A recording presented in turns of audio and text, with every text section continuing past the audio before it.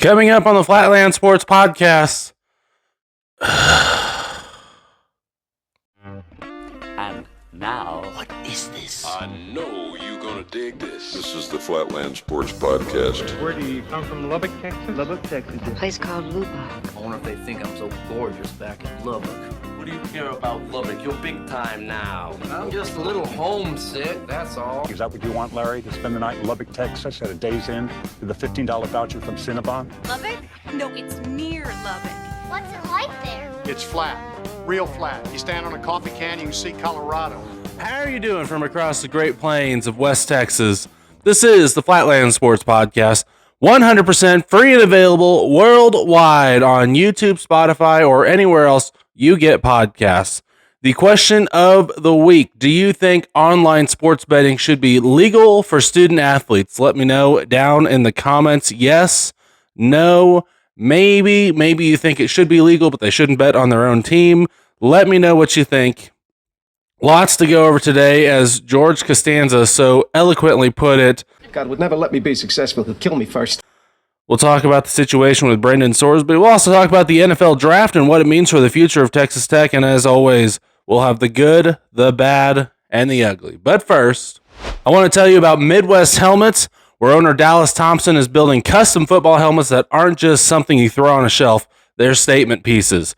You want a clean classic double T like the one behind me? He's got it.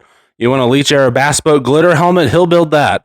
You want some wild idea in your head that probably shouldn't work, but somehow does? That's his lane. Every helmet is one of a kind, built with serious detail and made to stand out. Whether it's your office, your studio, or your man cave, if you're serious about representing your team the right way, this is how you do it. To order, send Midwest Helmets a DM on Instagram or hit their Facebook page. The links are in the description. And when you do, mention Flatland Sports and get 10% off your custom helmet. Midwest Helmets, custom built, no shortcuts, no duplicates. So Brendan Sorsby's situation is messy. There's a football angle, there's a legal angle, there's an NCAA angle, but before any of that, there's a human angle, and I feel for the kid. He's a kid, he's a guy who made some bad decisions, and now he's really, really paying with the fallout from that, and I'm glad he's getting help. I'm glad Texas Tech handled this the right way. Joe McGuire and his staff didn't duck it, they didn't spin it, they didn't try to cover it up. Cincinnati, they backed their player and got him into a program. That part is simple. Everything else is absolutely not. And this isn't really a football story as much as it's a control story. And we'll start with the NCAA. The NCAA has been getting pushed around for decades, going all the way back to the 80s when NCAA versus the Board of Regents of the University of Oklahoma took their grip off college football television and let the money run. NIL, the transfer portal, court rulings, it's not new pressure.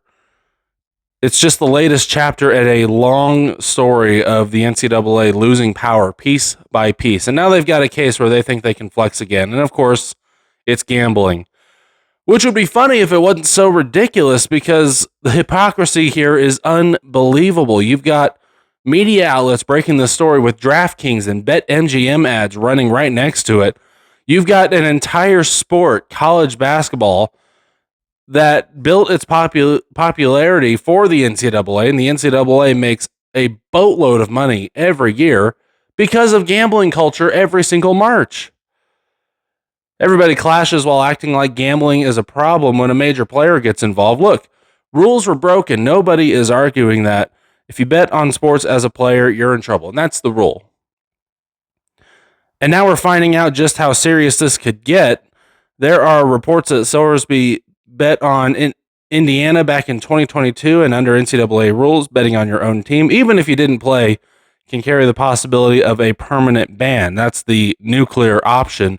The same way the death penalty is a nuclear option if you're paying players under the table back in the 80s for SMU. And that's where the story shifts, because now you're not just talking about discipline, now you're talking about ending a career. At the same time, there are real questions about the timeline. The reports indicate that Cincinnati was alerted to Sorsby's gambling activity as early as August before the 2025 season. And now we're here months later with the NCAA involved, eligibility in question, and everything hitting at once. And that matters because this didn't exist in a vacuum. You handed 18 to 22-year-olds money through NIL, gave them instant access to sports books, and now you're acting surprised when somebody crosses the line. That's not structure as much as it's just plain negligence. It's like finding out a freshman was underage drinking in his dorm and acting like you uncovered some massive operation here. It's so widespread and common among maybe not student athletes as far as we can tell, but just students in general. The environment makes it easy. The rules say don't do it, but then everybody is shocked when it happens. And now the NCAA steps in like they're the moral authority on all of us, which is laughable in of itself. But this isn't enforcement as much as it is timing. This isn't about protecting the game as much as it's about reclaiming control for the NCAA, because the NCAA doesn't just enforce rules. They pick and choose where they want to enforce it because ultimately they have no authority. We've seen it before. They hammered Oklahoma State in basketball because Oklahoma State was an easy target. They hammered Missouri because Missouri willingly handed over evidence. But then you look at Kansas, a program tied to one of the biggest scandals of the last decade that involved an FBI investigation, level 1 violations, money moving through recruiting from Adidas. And what did it turn into? They got downgraded charges, light penalties, and a short suspension for Bill Self, and the program kept rolling like nothing happened. The same rule book, different consequences. When it's a blue blood, things move slower. Things don't happen at all. Things get downgraded. It gets pushed under the rug. And when it's not, they bring the hammer down to show that they still have authority. And Texas Tech, as we sit here, is not exactly sitting at the table where decisions get protected. And neither is Cincinnati for that matter. And if you're the NCAA, dropping the hammer on Texas Tech and or Cincinnati, but specifically Texas Tech, checks a lot of boxes. You get to look strong. You get to reassert control. You're not exactly upsetting the blue bloods who haven't loved watching Texas Tech climb the ladder the way they have, with Cody Campbell backing it the whole way. Now circle back to Cincinnati, because this is where it gets murky. If they knew in August, which is what the reports say, and again, then the obvious question is, why didn't this surface sooner? And I've heard from sources that Cincinnati may have been responsible for this getting to the NCAA. And people push back on that right away. Why would Cincinnati do something like that that could potentially hurt them? It maybe even hurt them more than Texas Tech. Cincinnati actually let Sorsby play with this knowledge. Texas Tech immediately sent him to rehab. But you got to remember, Cincinnati isn't one person making clean, calculated decisions. Cincinnati is an institution with tens of thousands of people. And all it takes is one person from the president's office down to a secretary to pass something along and blow a situation like this wide open. That doesn't make it coordinated, doesn't make it strategic. It just makes it possible that somebody inside Cincinnati decided they had a bone to pick with Brendan Sorsby and or Texas Tech and blow this whole thing up. And when you combine that with the timing, it at least raises the questions about how this all came to light when it did. But zoom out, because this isn't about one player as much as it's about a broken system. You've got legalized gambling everywhere. You've got NIL money flowing. You've got no real structure tying any of it together. And when something goes wrong, the NCAA steps in and drops the hammer on the easiest target available. That's what this looks like. And now from a Texas Tech standpoint, everybody's acting like the season's over. That's not really reality at all, as much as it's just panic. Is losing Sorsby a problem? Yeah, absolutely. You had one of the best quarterbacks in the country. You were looking at potentially Patrick Mahomes' production with the offensive line you have, with the receivers that you had, and you're not going to get that from Brendan Sorsby. But this roster didn't disappear overnight. If Will Hammond is healthy, and that's a big deal, and that's what's being reported, that's what's being reported by Texas Tech now, is that Will Hammond is progressing in his ACL recovery faster and is expected to be able to play for ACU in August. But if Will Hammond is healthy, this conversation changes completely, because if he never tears his ACL, we're not even talking about Sorsby being here. We never even looked for a quarterback. You still have Cam Dickey, you still have Jacoby Williams, you get Quentin Joyner back, which is a huge deal. You did not have him last season, and that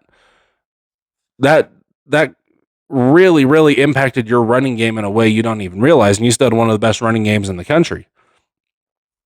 The offensive line is as experienced as you've had in a long time, and if Micah Hudson becomes what people think he can be, watch out. The offense isn't dead. In fact, it might be better. And you've got some quarterbacks behind Will Hammond who might actually be ready to step up and be QB1 too. And defensively, you may not be as elite as last year, but that doesn't mean you fall off. You've still got pieces. You've still got depth. You've got Austin Romaine coming in. You've got the Big 12 championship game player of the year, Ben Roberts, who's ready to jump right into the void left by Jacob Rodriguez. It's not a rebuild as much as a pivot. And in the Big 12, you don't need to be perfect. You won every game last year by almost 20 plus points. You just need to be dangerous. And the situation you're in from a Texas Tech standpoint is you absolutely have the ability to still be dangerous. So yeah, the situation is big, it's messy, and it's going to drag out, but this says more about college football than it does about Brendan Sorsby, at least in my opinion. The rules have not caught up to reality yet. And we've seen this from a multitude of things, from NIL to just the way recruiting is handled in general. The rules have not caught up to reality, and when that happens, always someone ends up paying for it, and hopefully in this case that someone isn't Texas Tech. When we come back, we'll talk the NFL draft. This is the Flatland Sports Podcast presented by Midwest Helmets. Now, if you needed proof, aside, of course, from having a big national scandal that Texas Tech has arrived as a blue blood and a national championship contender, you just got it last weekend. You had 9 NFL draft picks. That's not just a good number. That's the kind of number you see from programs that expect to compete at the highest level every year, and it's a direct reflection of the job that James Blanchard has been doing to build this roster. You were top 6 nationally, 5 guys in the top 75, multiple day 2 picks. You have depth on day 3. That's not something you stumble into. That's what it looks like when a roster is built the right way across the board. It's not just volume, it's quality. David Bailey becomes the highest draft pick out of Texas Tech since 1964 when Dave Parks was drafted number 1 overall. And that tells you something right away that this program isn't just developing solid players anymore. It's not just producing a one-off Michael Crabtree, Wes Welker. It's producing high-end talent that the NFL values. And that's the part people have been waiting to see because everything else has already been in place. You've seen the recruiting wins. You were going toe-to-toe with Texas and Ohio State to win battles. You've seen the NIL structure take shape and Cody Campbell backing it. Now Texas Tech having one of the best top 3 NIL valuations in the country. And now you've seen the results on the field as well. Big 12 championship, a playoff appearance, a team that wasn't sneaking by people, but consistently just winning games by multiple scores, 20 plus points a game every single game last season, minus the 2 games that you lost. The missing piece for some people was validation, and that this is validation for sure. The NFL doesn't care about hype or narratives. They don't really care if you're from the SEC or the Big Ten. Maybe some scouts do, but for the most part, they don't care what conference you play in. They don't care what people on the outside think. They evaluate traits, production, and whether a player can hold up at the next level. They're spending millions of dollars. Their jobs depend on whether or not their teams win with the players that you pick.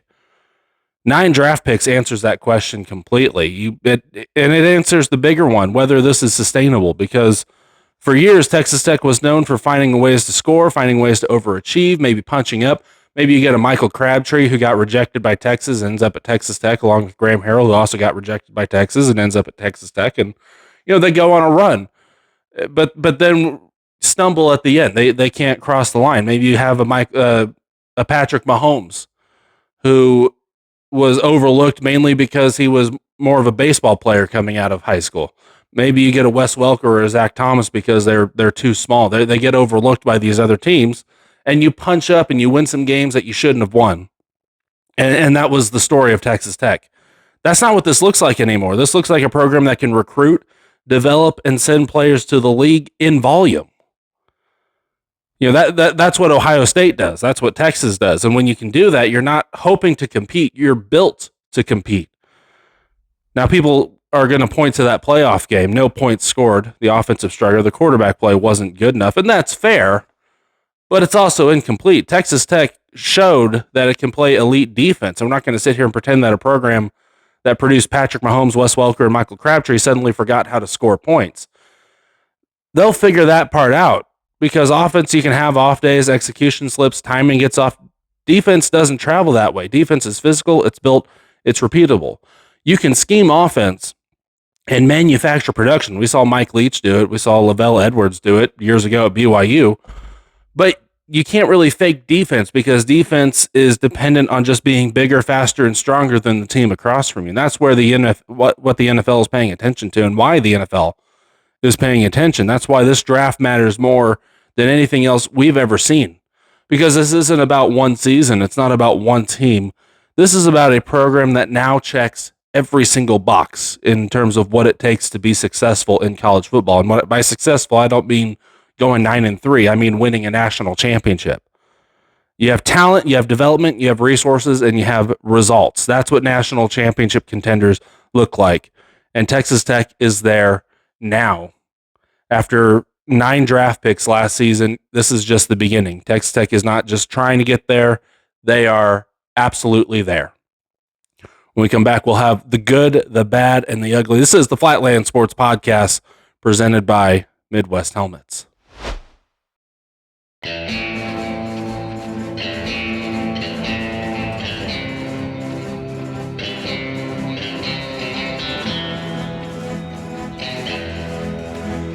Back for one more. This is the good, the bad, and the ugly. We'll start with the good. It's good. It's good. It's good. Texas Tech just got a commitment from Sarad Baker, the number 9 ranked running back from the Sports Center Next 300. Red Raiders add a playmaker out of DeSoto, Texas for their 2027 recruiting call. A huge get for Texas Tech and another addition to what is already an absolutely stacked running back room and hopefully the next generation of another stacked running back room. And I think it speaks volumes that he commits when he did, the same day that all of the Brendan Sorsby fallout occurs. He's still committed to Texas Tech. He didn't wait a couple days to see what happened. He didn't wait to see what blew over. He didn't start to consider other options. He still believes in Texas Tech and still believes in the dream. And that says everything to me. Not about necessarily the character of Sarad Baker, although I believe anybody who decides to go play for Texas Tech is of the highest quality and character, certainly compared to those who play in Austin. But more importantly, he still believes in the dream and he still believes in what the coaching staff is doing. And he has not been shown a reason, even with Brendan Sorsby falling off, that there's any reason not to believe in what they're building at Texas Tech. Let's do a bad. It's so dumb. Oh, it's so dumb. It's brilliant. No! It's just dumb. Per Pete Thamel, the NCAA has initiated the final steps to expand the men's and women's NCAA basketball tournaments to 76 teams. The expansion is on track to be formalized in the upcoming weeks. With mid-May as the target, the 76-team tournament begins next year, which means last year was the final edition of the 64-team format that we all know and love. And I think we can all agree that that tournament was absolutely perfect, did not need to be improved on. This is partially a money grab for the NCAA, but because they want more games, by the way, for people to bet on their March Madness brackets, as we're hammering a player for placing a couple $2 bets. It was more than a couple, I get that, but the irony here is just ridiculous. But I will add too that 1, more basketball is better than less basketball, especially March Madness basketball.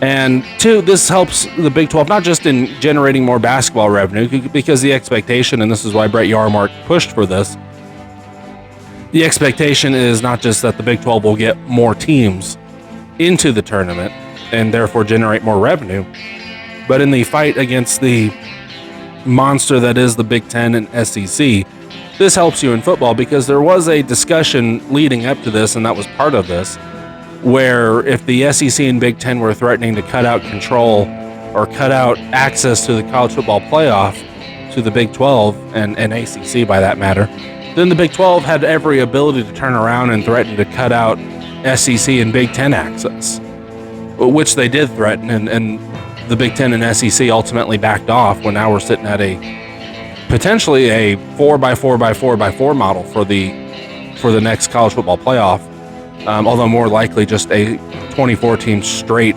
seeding model, which is also beneficial to the Big 12 and more fair for everybody. The point is this 76-team playoff allowed for the Big 12 not to get completely cut out of the college football playoff in the last round of negotiations, and that plays a big part into why this happened. Now, RIP 64-team tournament's been around since the 80s. We've loved every minute of it. I'm sure we will grow to love the 76-team tournament, but as we sit right now, it's new, therefore we should fear it. Let's do an ugly. It's hideous. Oh, that's not very nice. It's just a donkey.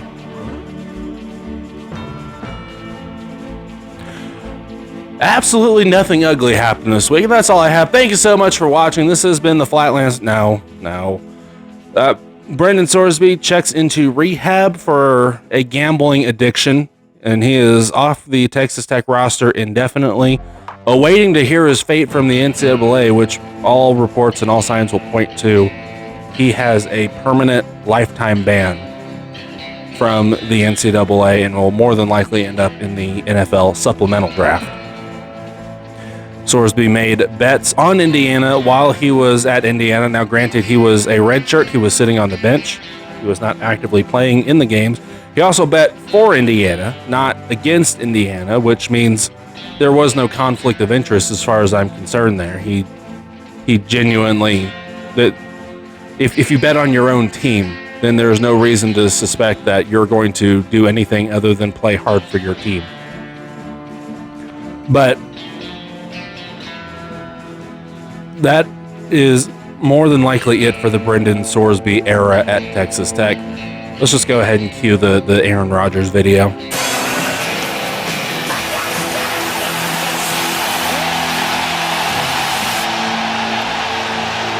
I will add one more good, though. Welcome to Good Burger, home of the Good Burger. Can I take your order? Will Hammond is, according to Joey McGuire, progressing way ahead of schedule and should be back and ready for ACU. Now, we were all on the Will Hammond hype train last year, especially after the Utah game. We all were hoping and believing that Will Hammond was going to be the guy this year, and frankly, I was just excited to see Will Hammond and what he was going to do as the starter. Now, that all changed when he tore his ACL. I believe it was in not the Big 12 championship game. I think it was in the Oklahoma State game last year, possibly the UCF game. No, I'm sorry. I'm remembering that, the West Virginia game where Will Hammond tore his ACL. And then all of a sudden you really needed some insurance and you really needed somebody who could be solid at quarterback for just one season while Will Hammond got healthy. So we're kind of back to typical Texas Tech. We've got a really good quarterback and just one minor detail that's going to make it a little more interesting for us. But let me know your good, bad, and ugly for the week in the comments. That's all I have. Please take a moment to like and subscribe to the channel. It is free for you. It helps me tremendously. Remember, the Flatland Sports Minutes are daily, and you can also get those on Spotify, Apple Podcasts, and anywhere else you get podcasts from. Follow me on X, Instagram, Facebook, and TikTok so you can see the handles below. For Flatland Sports, I am Christopher Johnston from across the Great Plains of Texas. So long, everybody.